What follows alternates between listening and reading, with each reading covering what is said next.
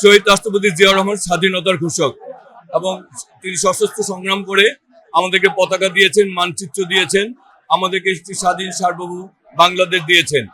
আজকে শহীদ রাষ্ট্রপতি জিয়াউর রহমান যে বাংলাদেশ গড়তে চেয়েছিলেন, আমাদের বিএনপির বর্তমান চেয়ারম্যান জনাব তারেক রহমানের নেতৃত্বে ইনশাল্লাহ 31 দফা বাস্তবায়নের মাধ্যমেই আমরা বাংলাদেশের মানুষের শহীদ রাষ্ট্রপতি জিয়াউর রহমানের সেই স্বপ্নের বাংলাদেশ আমরা ইনশাল্লাহ বাস্তবায়ন করব।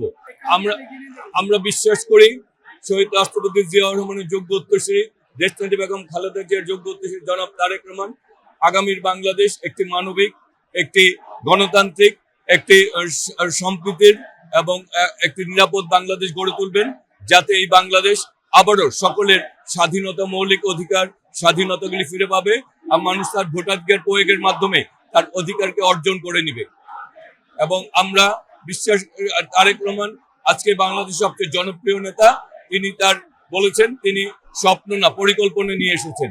ইনশাল্লাহ 31 দফা পরিকল্পনা বাস্তবায়নের মাধ্যমে বিএনপির চেয়ারম্যান জনাব তারেক রহমান বাংলাদেশের মানুষের সেই স্বপ্নের বাংলাদেশের বাস্তবায়ন করবেন এবং বাংলাদেশের মানুষের সকল গণতান্ত্রিক অধিকার, ভোটাধিকারকে ফিরিয়ে দিবেন।